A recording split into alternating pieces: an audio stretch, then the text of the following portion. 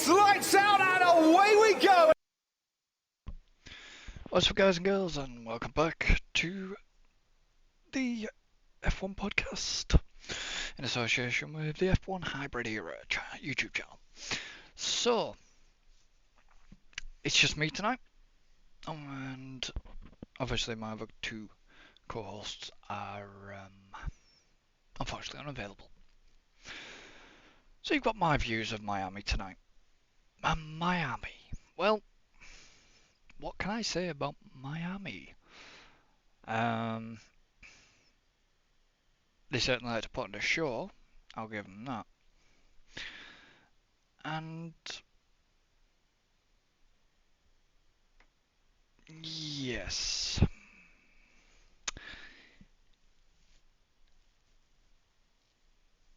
So, practice. FP1, FP2 and FP3. Ferrari were having a very, very bad day. Oh, well, not Ferrari in general, but Charles Leclerc was having a bad day.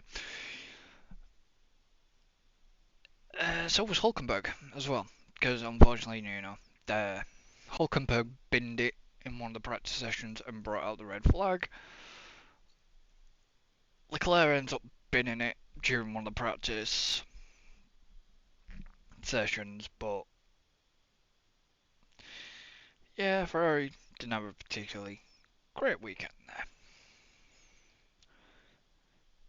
This may be a shorter, obviously, podcast. If you are listening to the podcast, obviously on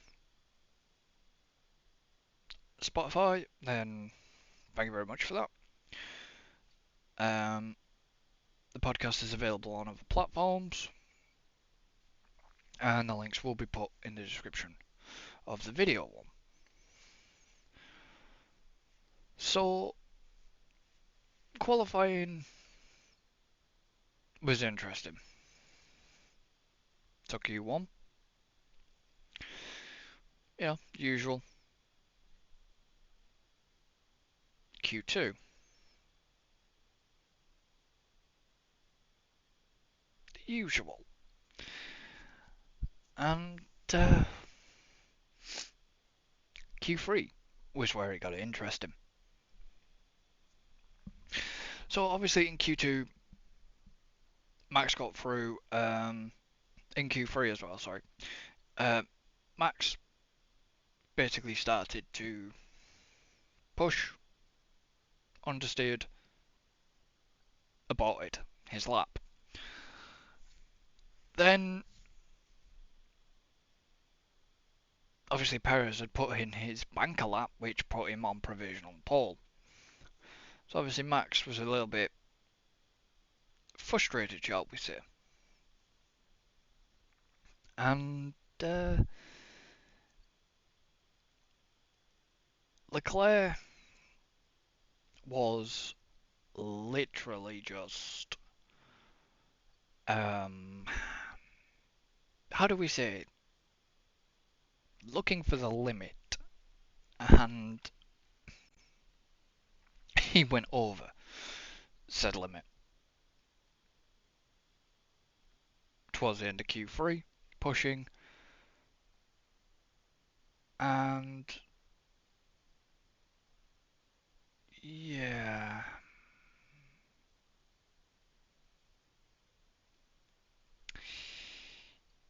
he binned it.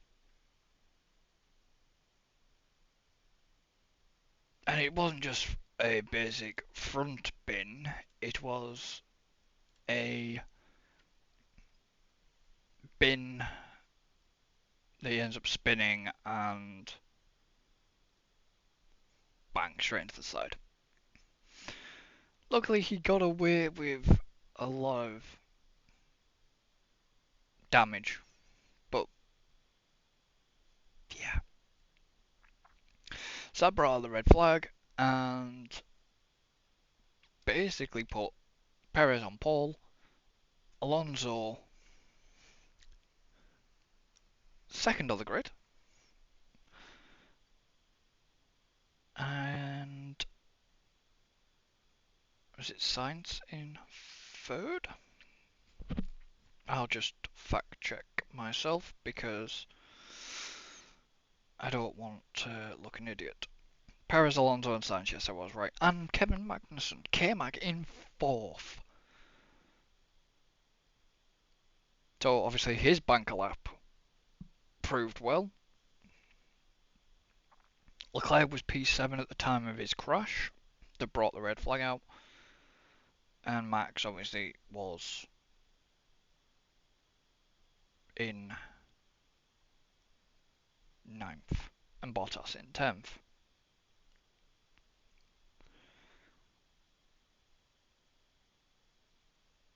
So poor Logan Sargent didn't do so good out in Q1. Piastri, Q1 out. Stroll, Q1 out. Tsunoda out Q1 and Norris out Q1. Nick De Vries got through to Q2. Hamilton was a shocker at getting out, not getting through to Q3. Obviously, yet again getting out qualified by George. Which proving is still what I'm saying about George. That he is the better driver of the two. I know our resident Mercedes fan, aka Alan, will have other opinions on that.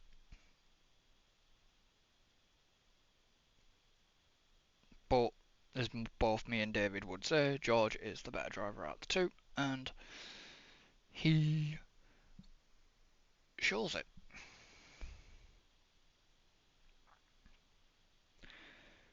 So, I mean, as point proven going back here, I don't like to normally jump around, but going back to P1, the Mercedes were on top, and that was quite a shock. So they were gunning it, but then normal service kind of resumed. Come P2, FP2, and FP3, normal service resumed. And I'm guessing as well for qualifying that the fact that with Alonso it was right place at right time. Obviously he was going to lose out to Verstappen in the race, considering the power of the Red Bull. So it wasn't a bit of a shock.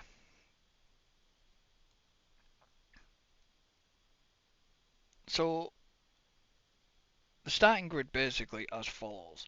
Logan Sargent at the back, because we're coming into the race.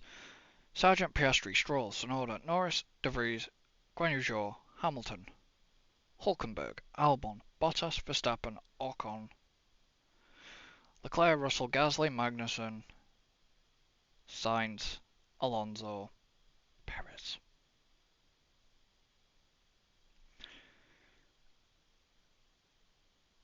So now we move on to the race, or shall we say the pre-race build-up. I get it, it's a show, but please, for the love of God, let's not have that crap again. It was cringe. It was mega cringe. Some people liked it, but, and I don't want to upset my American viewers, but it was very cringy. As a long-time fan of the sport, yes, it was cringe. Pure cringe fest. And for those that didn't catch pre-race build-up, they basically did the 20 driver introductions as them coming out like a Super Bowl.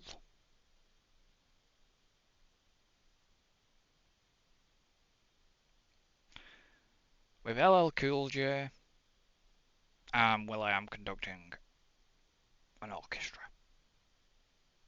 which for a piece that he had written.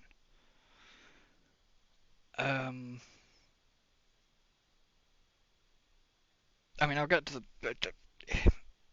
Okay, I get it. They want to turn it into a, into a show, but the drivers weren't overly keen about it.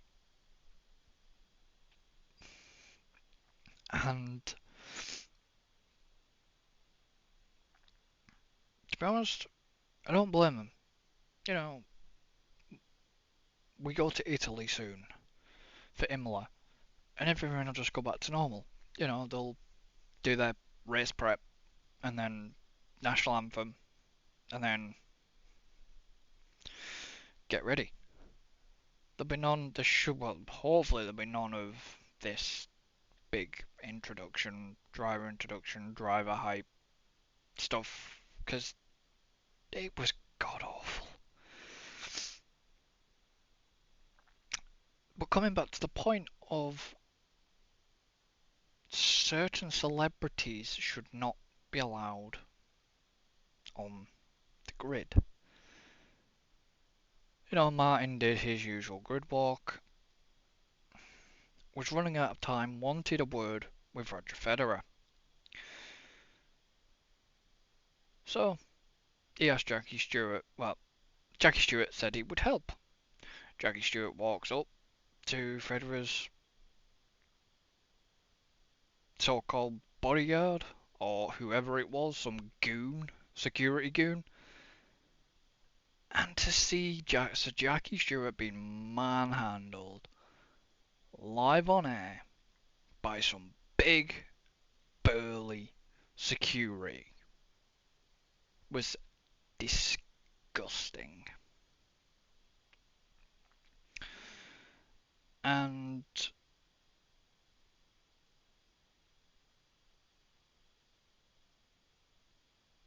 a lot of people are up in arms about it. Okay, it might not have been so much of a spectacle if they hadn't constantly concentrated the focus on what the hell was going on, Sir Jackie trying to get Federer's attention.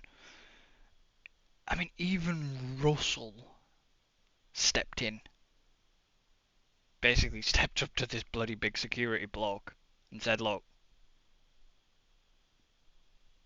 he is basically F1 royalty, which he is.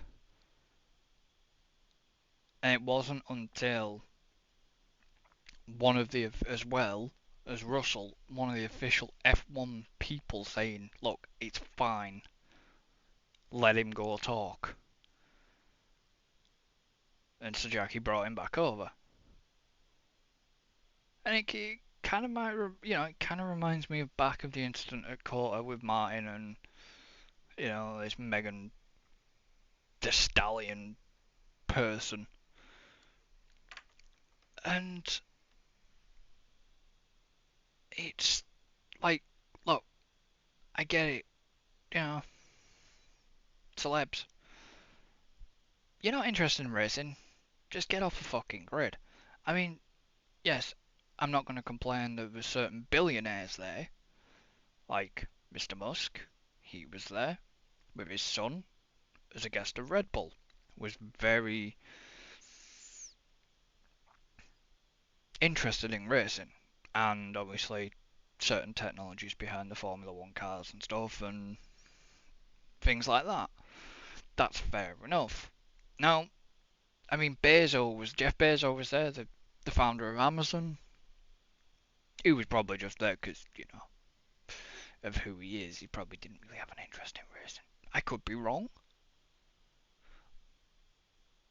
But certain other celebrities, like, Federer,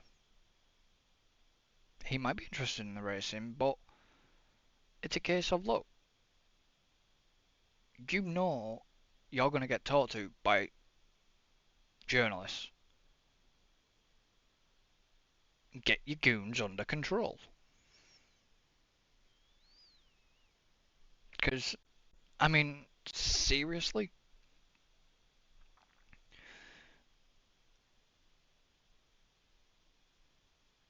Like I say, it was the same. It was the same with Martin and the the blonde security guard at Core.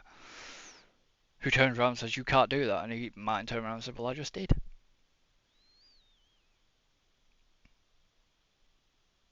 But for George, I mean, even George stepping in for Jackie, he's. Do have respect for George, but I hope that said goon got an absolute bollocking for it. I really do, because it was absolutely disgusting. So Jackie Stewart is F1 royalty, considering by a lot of people. Okay, Martin Brundle's a legend, but Jackie Stewart is F1 royalty, and I hope that F1 really, really look into it. And I know for a fact that even on the official F1 social media and all this lot and their own podcast, it will get ignored. It'll get glazed over, which I'm sorry, but that shouldn't.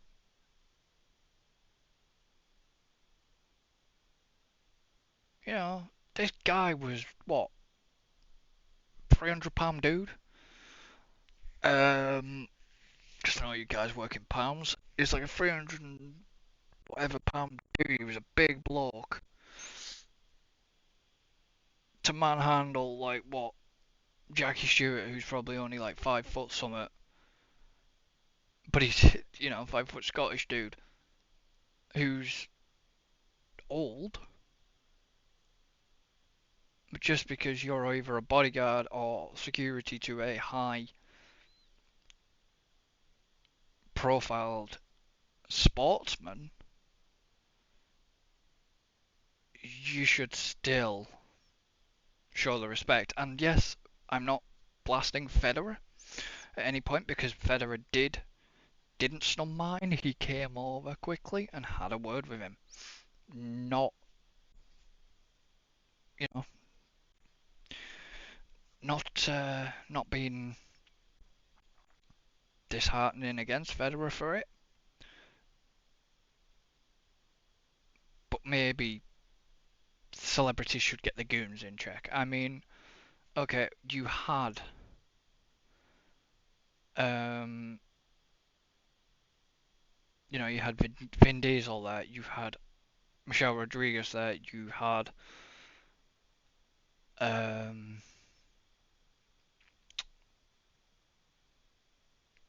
what the hell is he called? Tej. Oh, I'm gonna have to look him up now.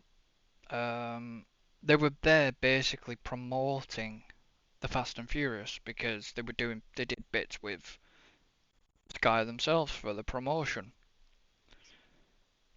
There's a few of the Fast and Furious lot there.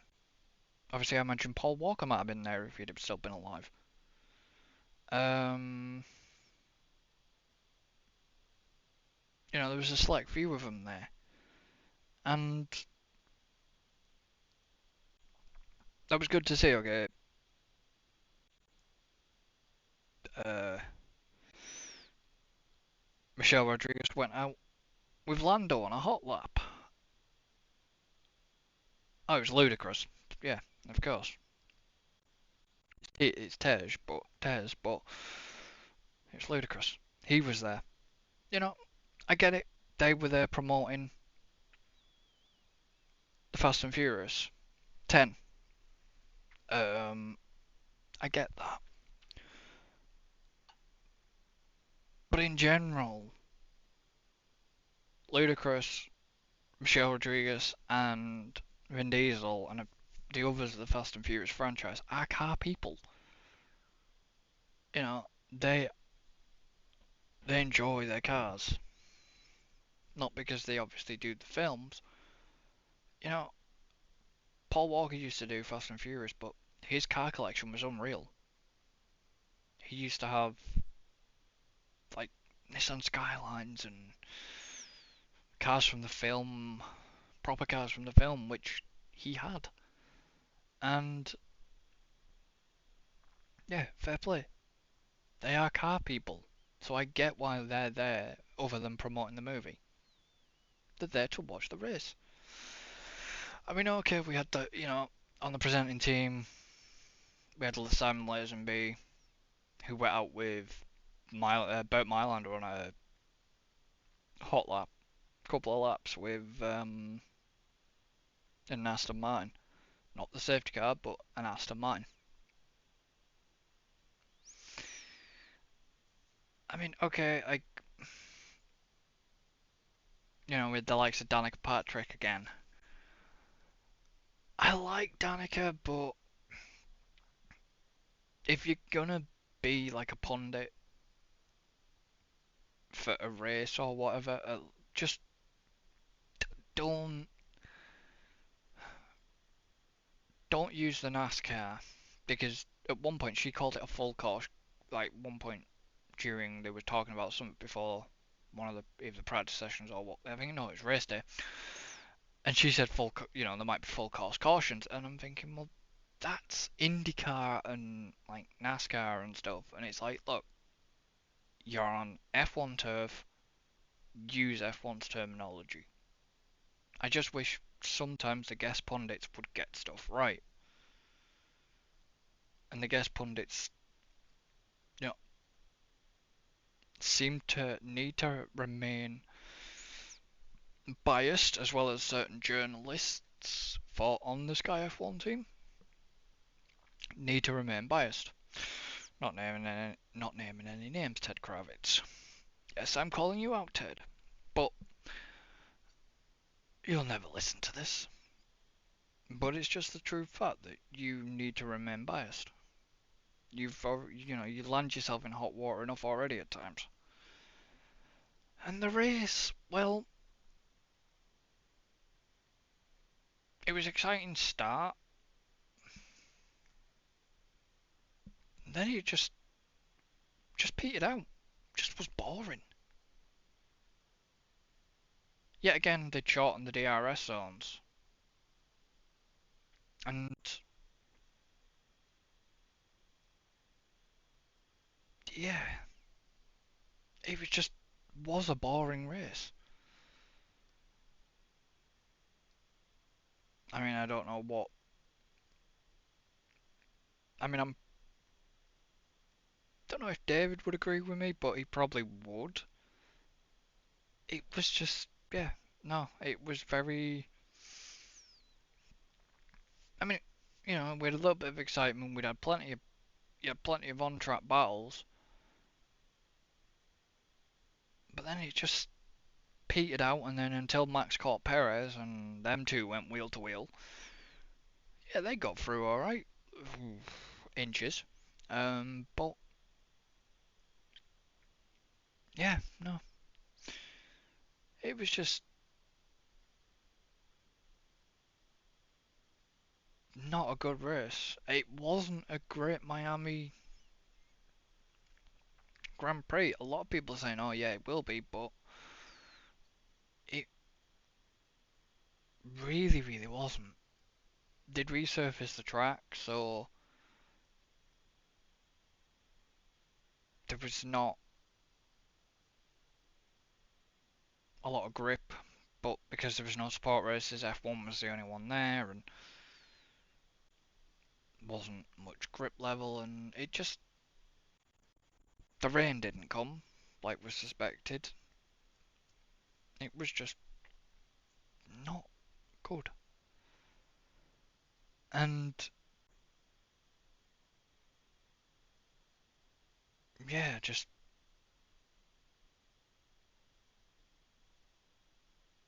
it got too much hype, and it just didn't provide entertainment.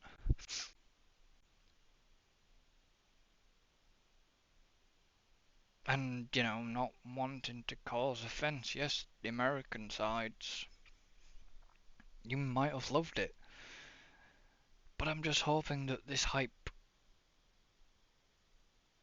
that sort of show type thing, is as it technically was for pre-race and stuff, I hope that doesn't continue to Vegas. I hope that doesn't carry on at Kota. Because it was cringy. It was just cringeworthy. And it just wasn't exciting. And if we didn't have Drive to Survive, honestly, and the new influx of fans because of Drive to Survive, where would the sport be now? Because I know Vegas aren't paying for it's the whole Miami situation again. Vegas.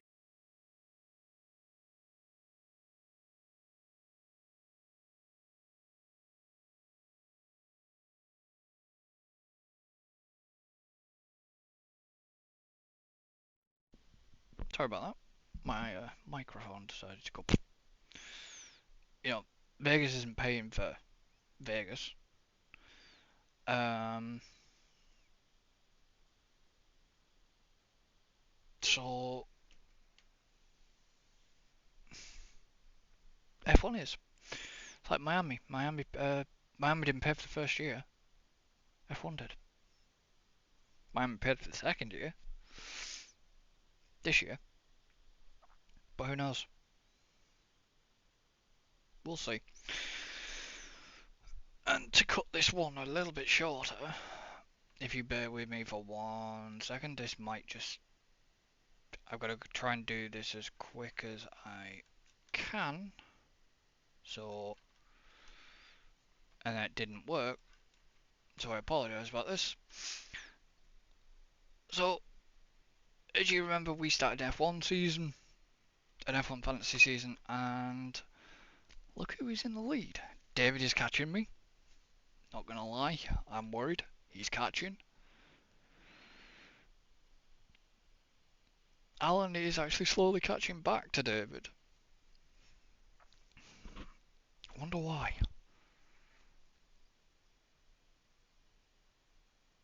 Oh yeah, double on Max.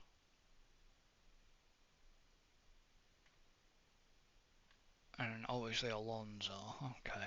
So, one of Alan's teams, that's all Alan's teams at the bottom, is catching David. Who did David have then? So David had Perez, Alonso, K-Mag, Sainz, Stroll, Red Bull, and Aston Martin. Whereas I had Max, Alonso, Ocon, Stroll, and Bottas. And then McLaren and Red Bull. So I have made changes to my team, and I will hopefully have a good team for Imola. And yeah, what can I say really? I'm kicking his ass, but a little bit worried that he's gonna come back at me. Still plenty of time to go, but I'm hoping I've made the right choice for Imola. But only time will tell.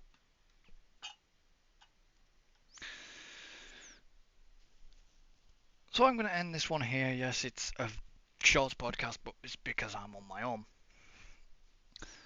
Obviously, if David was here, we would have had more chat, and yeah, or Alan was here, we'd have had a little bit more chat. There'd have been a bit more discussion flying around.